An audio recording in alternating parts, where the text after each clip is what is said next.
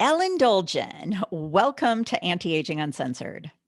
Oh, thank you. I'm so excited to be here. It's great to have you here. So, today, Ellen's going to be our menopause guru guide who's going to help us navigate and offer some tactical solutions that we can turn to today. So many of us are dealing with perimenopausal issues and menopause, and this is an important topic. So, let's talk about Ellen a little bit. Ellen, would you do me a favor and share with us a little bit about you and why menopause? Yeah, good question. Actually, it was my encore career. Never planned. I think these things kind of happen organically. So what happened to me is I was in business with my husband, and suddenly in my mid 40s, without any notice, in the middle of a meeting, I lost my train of thought. And I had no, I couldn't grab it actually. It's not like, oh, where are my keys or I forgot my purse. It's like I couldn't grab the thought. And it happened more than once. And it started happening so often that I thought I was in the early stages of Alzheimer's, and I was kind of panicked. Yeah, I would have thought that's probably the first thing that would come to my mind. Right, right. I mean, never in my wildest dreams would I think menopause, because obviously menopause, I was way too young. Menopause is for old women. Right. I'm thinking 65 and older, as I approach 68 in September, I really think 68 is very, Wow. very young now. But in those days, I thought that was the older woman. Funny how things change. But anyway, so my husband kept kind of finishing my sentences for me, and it was really frightening. And then I started to having insomnia, and I used to be an aerobic sleeper. Like I can fall asleep with the light on, the TV on, in the middle of a dinner party if it's boring, which is not good. That's not a good quality. And but I could fall asleep anywhere that I'm tired. So Wow. that was not normal for me either. And then the next thing I got was like I felt like PMS squared every day. My emotional highs and lows were just, they were huge. I'd Were be you here. in your, did you say you were in your low 40s or your upper 40? Yep. Oh. And so it was really kind of bizarre. So luckily for me, I ended up at a dinner party in a retired gynecologist's house. And I was in the kitchen helping Joe with the dishes. And I just started crying. I mean, hysterical crying with absolutely no reason. And Joe comes over and says, Ellen, what's going on? I said, Joe, an alien has taken That's over. what I was thinking. I do not know who I am. My David would like to hire a private detective to find the wife he used to know. Trust me. My kids too. I have no idea what's going on. I'm crying for no reason. I can't sleep. I have horrible brain fog, and I used to be so laser, like multitasker. And he puts his arms around me and he says, Ellen, you're in perimenopause.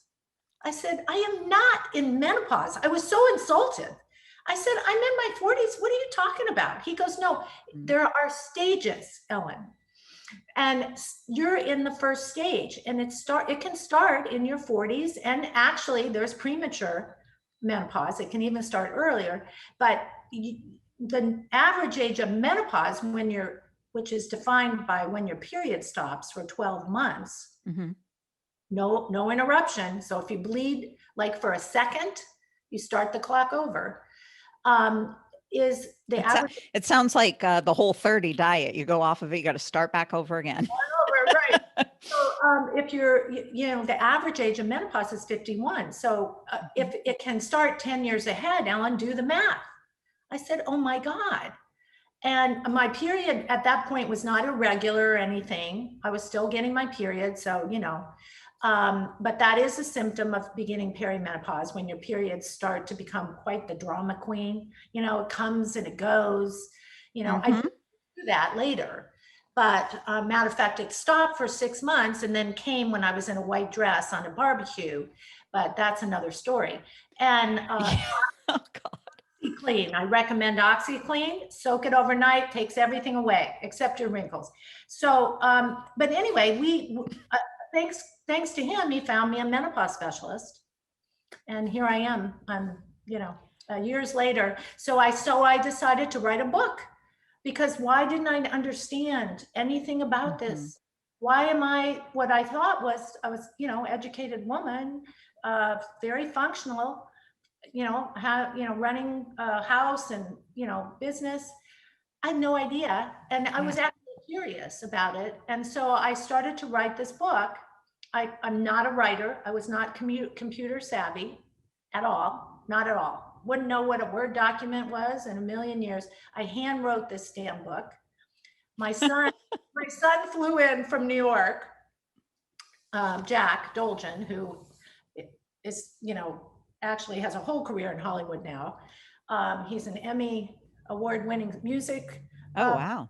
writer for Crazy Ex-Girlfriend. I don't know if you've heard of that show, but it was on for 4 years. And he was a script writer, songwriter, director, and now he's got a TV series in process that he sold to Netflix, and also other projects he sold to Netflix. So anyway, I only say that because thank God he did this with me. Yeah. He's a great writer. So he was in college. So I call him up. He's a senior in college at NYU. I said, will you help me write this book? I've written it. When you come visit, I'm going to need your help, thinking it probably just needed a little help. So he comes to town from New York. He goes, Mom, where's the book? And I said, well, it's here. It's all on the floor here. I've got chapter 1. He goes, Mom, you hand wrote the book? I said, well, Yeah. A lot. I said, what? He said, no, Mom, computers, a Word document. We got to get this. And anyhow, that's how my Yeah. book started. Excellent. And he helped co-write that book. It got picked up by Hyperion Voice, Disney ABC. And then we published another book. And then now it's a free ebook on my website, ellendolgen.com. So every woman has access to it. Excellent. Have to cost you a thing. So that's how my career started. Excellent. Well, and I know you've spent so much time talking to women and what they're going through. So why don't we start with laying out all the possible annoyances that menopause blesses on us, right? Yeah. And then after that, I want to quickly jump into recommended solutions or treatments or strategies that can help us, manage them, mitigate, the impact. And so if you don't mind, I'd like to start with emotional issues. I'd like to start it's Mental Health Awareness Month, which should really be year-round awareness. But I'd like to talk about what are the emotional implications of menopause? What are those things that are happening to us that might start, we might have started to notice a change? Well, as I mentioned in my experience, and it will be different. Each woman's unique, right? So if you have like depression issues, you may experience it differently than I did. I did not have depression issues ahead of this process, Mm-hmm. but I did start experiencing them due to fluctuating hormones. Okay. So Okay. my hormones started to fluctuate. My emotions were high, low, high, low. Like I never really felt like that every day. Like I didn't know who I was going to wake up to.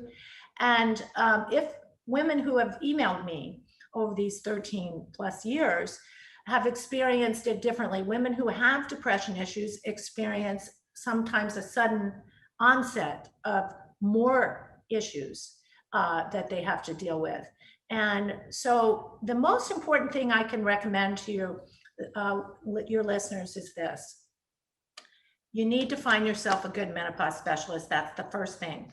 Now, that is not always the person who delivered your baby, because not every person that goes through medical school is getting midlife training, Mm-hmm. menopause training. Johns Hopkins did a study on that, and it was shocking how few gynecologists know anything about midlife. They really focus on, delivering children. And so you need to find a menopause specialist. and you can go on ellendolgen.com and you can, Google how to find a menopause specialist, and I give you list of what to do and link. Excellent. But real quickly, I can tell you that the North American Menopause Society actually has a website that you can go on, put your zip code in, and find somebody who's been trained in your area. Now, some more, areas that are not in bigger cities, it's a little more complicated to find somebody, but my blog, my hot news flash on it, will tell you how to figure that out. Here's some, talk to your pharmacist. A good pharmacist knows who's practicing menopause because they're getting some of those. Oh, that's interesting. Yeah. So if you have a trusted pharmacist, that's a good person to call. Good doctors know good doctors. Mm-hmm. So you can always ask somebody you think is really a sharp doctor that you're going to, and see if they can help you. So it sounds like the issues really are that people might be experiencing are anxiety, depression, things that sort of fall into, mental well-being, correct? Yes, a lot of women feel angry. They experience anger and frustration because of the quick hormonal changes. Yep. So it's a lot of issues like that. Anger, or not feeling okay, not all of a sudden not feeling that you're okay. You don't want to go anywhere. You're not okay anymore. That's all on my menopause symptoms chart I have on my website. Okay, we'll link to all of these things. Emotional and physical, because they're real and they're very disturbing, but they are manageable. Just so you know, they are manageable. That's great. And so if you're experiencing these changes, is it an automatic you need therapy, or are there other things we should be looking for as triggers to that might be causing it? So let's say you have had depression for years and maybe you're treated, and maybe you're managing with medication and it's fine and it stops working for you. Is it automatically go find another solution? Should women look at other triggers or other factors in what's going on in our bodies? Right. So this is why I want you to find a menopause specialist if you're midlife, because at this point, you definitely should ask for a hormone panel to be done, because you want to know what you're treating, right? If you just go back and get more medication for depression, that might not be the right solution. Like, we need to dissect it and figure out, okay, what is the problem? Is it hormones? Yeah, it could be. So let's test our hormones. Let's get and again, there's a whole list on my website of what tests to ask for, and it's a blood test, ladies. I mean, it's nothing, it's an estradiol test. It's a progesterone test. It's definitely, I think you should definitely get your thyroid checked, because Excellent. a lot of women enter menopause with all of a sudden an onset of a thyroid condition. That happened to me. I didn't even know it. I had no idea I had a thyroid condition. And so once they do all the proper testing, then they can actually manage the problem properly. But if you ignore the menopause side, you could possibly be not successful, because when you don't manage it, you're not managing it, right? Well, if you're not treating the real problem, then it is kind of useless, right? So you want to get your free and total testosterone checked. You want to get your progesterone checked, your estradiol. You want to get a bone density test, because that's important. You want to know whether you're starting osteoporosis or osteopenia. That's the age. You want to get A125. You want to get a cholesterol panel. You want to get vitamin D3, because that affects women dramatically, the vitamin D3 levels. It's real simple, but some doctors aren't doing it because they're not specialists. And so that's why you have to, I suggest That's why it's finding. important. Yeah, it sounds like it's really, really important, especially if they're the ones that are sort of practicing this daily and talking to women and seeing the on the ground sort of results of what's going on and issues. So, well, let's move on to physical things that those goddamn things that happen to our bodies. The three most common that I always heard is the hot flashes. There's always jokes about women getting hot flashes or, night sweats, insomnia, not being able to sleep, tossing and turning all night, weight gain. Those are the top three that I always people sort of bitch and moan publicly about. So what are those sort of three things, and how do we start managing some of these things that are going on? So, okay, and yes, and yes, and yes, and yes. Those are the yes. Matter of fact, I was on a series of menopause awareness videos with Kim Cattrall, and she was sharing with me that, she got coached when she had to do it on Sex and the City. And then of course, a while after the show, because I don't know if you remember, she was putting yams on herself and it was hysterical. Oh my Lord. Like fresh yams. And because I guess she was on hormone therapy and she forgot to bring it, and the girls were in Dubai. I don't remember the series, the actual show, but it was so funny. And she was saying how she was in the middle of, acting, and that was all of a sudden drip, drench. For me, I was also in the middle of a meeting surrounded by all men, my first hot flash, and all of a sudden I felt like I had run a marathon. The sweat started dripping from my face down to the center of my breast to the inseams of my pants. I looked like I'd wet my pants. Oh my God. And I was mortified. Luckily, I carry a huge purse because I think it makes my hips look smaller. And I put that thing in front of me and I was scooted out of there. But everyone has their hot flash story, or not everyone. Some people don't get them, I should say that. They're very lucky. Hold on to those genes. Yeah. Hot flashes. So again, you can Google that at ellendolgen.com and get actually a whole list of things. I'll just go over some of them. First, North Menopause Society has determined that the most successful treatment of hot flashes is hormone therapy. Okay. It depends on the severity. Some women can stop drinking. Don't shoot the messenger. Yeah. But, liquor can induce hot flashes sometimes. Also spicy food. Also cigarettes. Stop smoking completely if you anything. But that's just a PSA anyway. That's a good.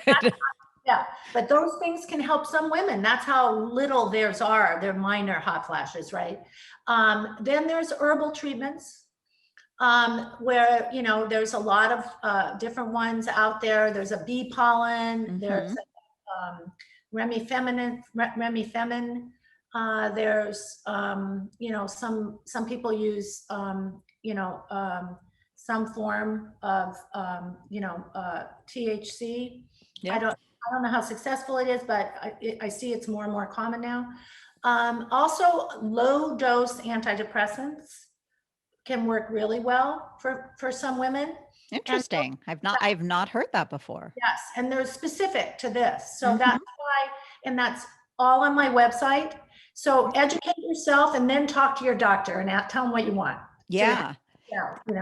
Absolutely. So yeah, and we will for sure add some links in the show notes, not only to what Ellen is talking about on her website, but to some products that a lot of women in our group, in our private Facebook group, recommend. And those, sometimes it's a little trial and error. Oh, it definitely is trial and error. As a matter of fact, I say don't change everything at once, change one thing. Maybe if you love to have your cocktail, cut it back, see if it helps, cut back on the things, and but again, the most important thing I want to stress is my motto is reaching out is in, suffering in silence is out. So you don't have to suffer. You have to reach out and get support, Yeah. you know? Well, and that's key. That is so important.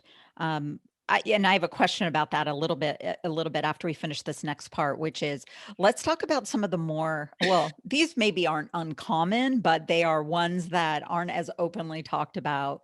Maybe beginning with like libido issues and hair loss and Yeah, yeah. migraines. Oh, migraines. I have several friends with those. Yes.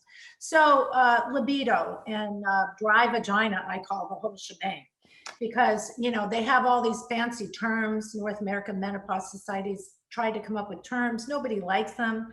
Genitourinary syndrome. I mean, I can't even say it. It's GSM, they call it. But the point is that you can get a pelvic exam. You can get an acid balance test and find out if you have dry vagina, because if your vagina, if you do, sex can hurt. Right. Definitely, you're not going to want to have it. So that's going to be a libido problem, right? So that could be the cause. That could be the first cause of a libido problem, is the fact that it's uncomfortable, and that is also fixable with either vaginal moisturizers, water-based lubricants, vaginal dilators sometimes. Excellent.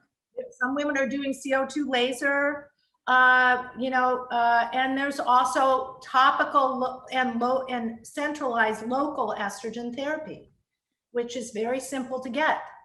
So, you don't have to, when your vagina goes to the desert and you stay there, you just bring it back again with a menopause specialist. Recently I saw a bunch of products come on the market that are focused on women, and there's sexual pleasure, and part of it is what we're talking about, which is dryness. And I'm not surprised to see this, but it's CBD based. Yep, I see that. And, some women can just use even coconut oil and that helps them during sex. Yeah. Some women use olive oil. I mean, like you said, it's trial and error. So I always say start at the easiest thing to do, see if you can solve the problem. Yep. If those steps don't work, then it's time for the menopause specialist and to talk about local estrogen therapy and to see how severe it is. And maybe, some women go on testosterone cream, or I'm not a fan of pellets, but I don't enough hormone pellets, and neither is the North American Menopause Society. The reason being, once you insert a pellet, you cannot regulate it anymore. So if you got too much testosterone or too much hormones, you're stuck. And it can be really serious for women. Number one, you could be wanting to have sex with the wall, and that's real. Some women experience that. And also, if you have too much testosterone, you can get really bad acne.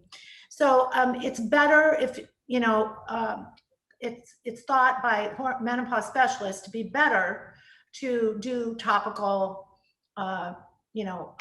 hormone therapy, bioidentical. Some women insert a DHEA tablet. That's what I use. I love it. Interesting.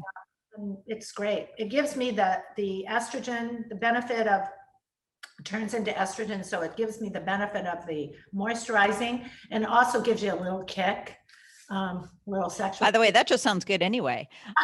So, and one more thing, I just didn't want to forget about this, because painful sex could also be attributed to pelvic floor issues. Yeah, that's and so there are physical therapists that help.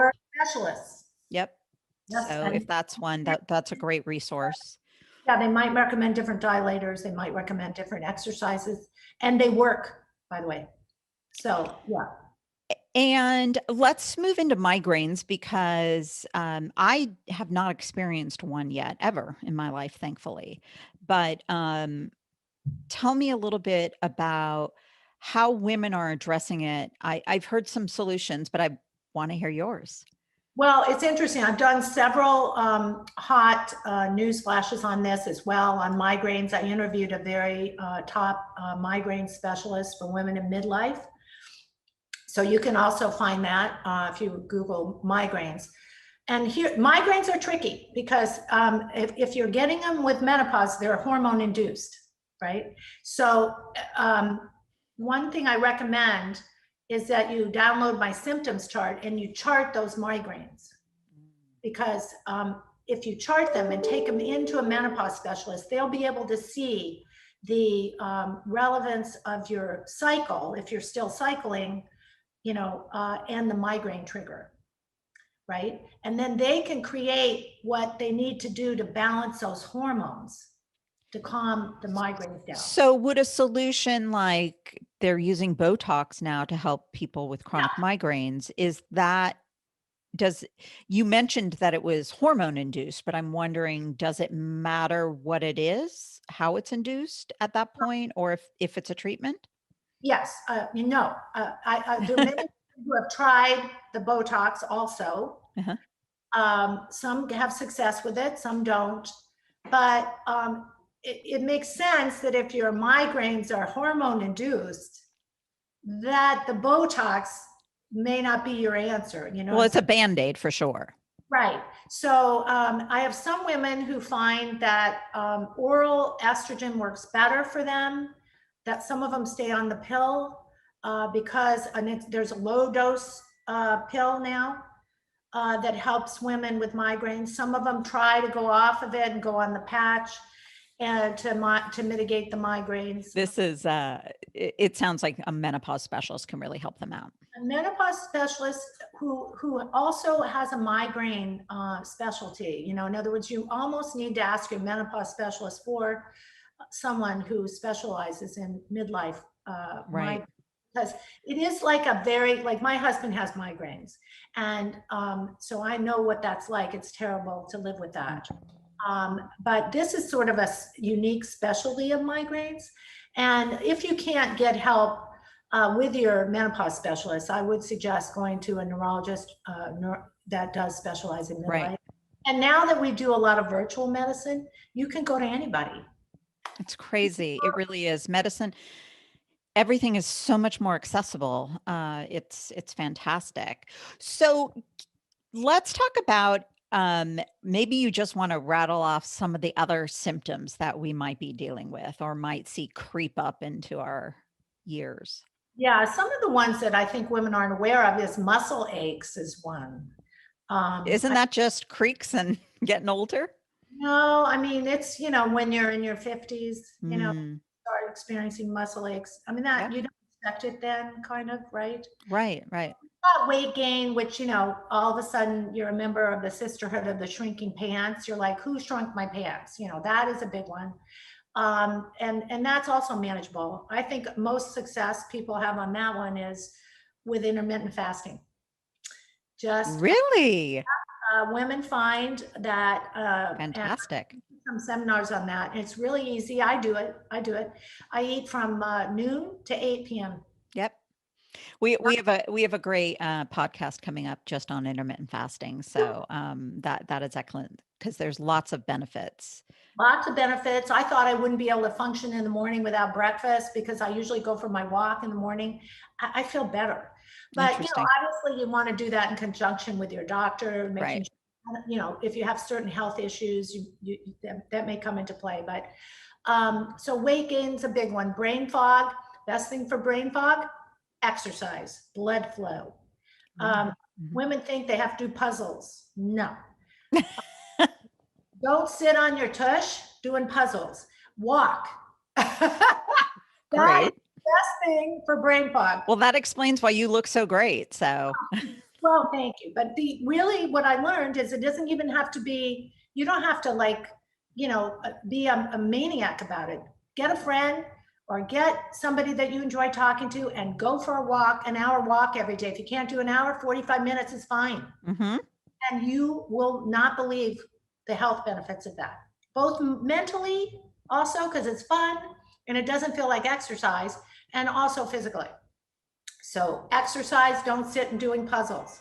That's a huge thing that I learned from experts. The other one, the other symptoms that, some women get really big swollen breasts, and that's also yucky. And so again, that's hormonal. Some women also feel that they're basically, I think I addressed this, it's emotional, but it changes their quality of life if they don't get their symptoms addressed. And Yeah. that's when I say, on a scale of 1 to 10, what is your quality of life right now? And what are you willing to accept? And then that is when you figure out what you want to do. Some women just live with it, and that's a choice. But if your quality of life is being affected by numerous symptoms, you just need to know that there is help. And I think the last one that I had on my list was hair loss. Oh yes, hair loss is really devastating to women. Now, again, there are two things that can cause hair loss. One is the symptoms of menopause and ups and downs of estrogen, but also thyroid issues. That's why I always recommend that you get both of those things checked, right? Great advice. That's great advice. Yeah, so it can be hormonal decline, thyroid, can be iron deficiencies, get that checked, and also stress can cause hair loss. So those things, I've asked these questions, and it is recommended that once you get all those tests done and everything, that you then go to a dermatologist who specializes in hair loss. Okay, so if your hormones were a mess, if you had a thyroid condition and you've now been put on correct medicine, and your problem is still, you're still experiencing this problem, or you want to get ahead of it, go to a dermatologist. What will the dermatologist do? Well, most of them recommend Rogaine, just so you know. It's highly recommended, 5%. Recommend, and I've interviewed a dermatologist, they recommend putting it on the hairline here, okay? And it does bring blood flow to the scalp. So, that's one of the products. Sadly, they're not a lot. Right. But again, if you get the root cause, Yeah, it feels like there's a lot of snake oil in this particular arena that can be a little scary. I know there's, people doing scalp massages and things like that, but I know most men who have tried that cap, like the hair max, yeah. and some women have found help with it. Now, it might be coincidental. I think vitamin B, you should look at your B levels too. But a good specialist will know how to help you. And I know it's devastating to women, usually right here too. Right in the most noticeable spot. So I am curious, why do you think menopause is so embarrassing for women to talk about? I mean, these symptoms, I'm sitting here thinking about them. It can be visible. They can, you're talking about emotional things. You're talking about melting down at a party and sweating down your pants and all these sort of things that are happening. It sounds like, of course, it's embarrassing to talk about, but why do we think it's not more commonly talked about, at least within women's circles? Yeah, I mean, I really tried to break that taboo 13 years ago with other women in the industry that were trying to do it, because I mean, it really was a secret 13 years ago. I didn't even know the word perimenopause. So here's what I'm going to tell you. Here's what I found out. It's all about age. For some reason, we think that we have to be old to begin the process of menopause. But we aren't old. And so it's an education issue. We are in our 40s when we start the process. That is not old, but no one has educated us. So that's why we think. Yeah. So we are because menopause has this connotation of age attached to it, because it is something that happens as we get older and our bodies are changing, but because of that, we don't want to identify as old. Exactly. I mean, Interesting. think about it. Think about it. Do you think very many people understand that the process starts in their 40s? Most No. people, I thought I'd be 60, 65. I had no idea myself. And this was just, not that long ago that I felt that way. So Right. we have a lot of education to do, which is great that you're doing this. And I applaud you because you're trying to educate women. I always say, don't hide your menopause under a bush, even though most people are lasered now, but I love that. you just have to stop hiding. Why? I mean, ED is all over the TV. No one's hiding about, erectile dysfunction. It's on TV all day long. Yeah. This is not fair. It's ridiculous. I mean, it's a process, and anybody who has a vagina or knows somebody who has a vagina and cares about that somebody is going to go through menopause. Really good information. Yeah. And really good, actually, I should say, really good observation. So before we wrap things up, what is one piece of advice that you would have given your 20-year-old self? Oh, wow.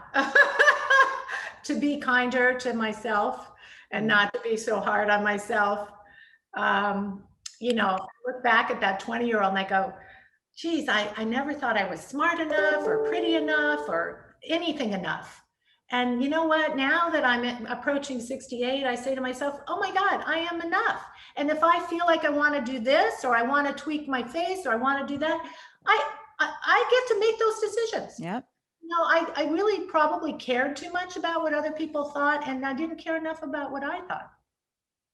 Yeah, it's so freeing as you get older about this. It's to me, it's one of the big, gems of getting older is the less time spent, not just less time. I mean, massive amounts of time that I spent on worried about what people thought. And I just don't spend that much time on it anymore. And I made wrong decisions because of it sometimes. I'm sure. There were things I wanted to do and I didn't think I could or should because I maybe wasn't going to be able to. Now I'm more fearless, and like I'm starting this new program on my website, which is a virtual hormone happy hour, support group. And now why I'm starting this, I'm going to be 68. What am I doing this for? But I'm excited to do something that will make a difference. And Yeah. if the need isn't there, I won't do it. But I think the need is there. And so, That's right. I'm fearless about trying new things now. And also, it's nice to have more time at this point when you're postmenopausal. You often have more time for yourself, which is nice too. Absolutely. Well, I cannot thank you enough. You have loaded us with so much good information, and I'm such an actionable kind of person. Like, I want to know how to take action. You have done that for us, and I cannot thank you enough. I know it is still a lot of trial and error for so many of you women, and but having this information, it's like you have an arsenal of information, and we will definitely be linking to everything that was mentioned in this podcast today by Ellen. Thank you for joining me today. Well, I'm so happy to be here. And if I can leave your listeners with a couple things, it is to trust how they feel. When you don't feel good, get the help you need and deserve. And my motto, reaching out is in, suffering in silence is out. I love that. Thank you, Ellen. Thank you.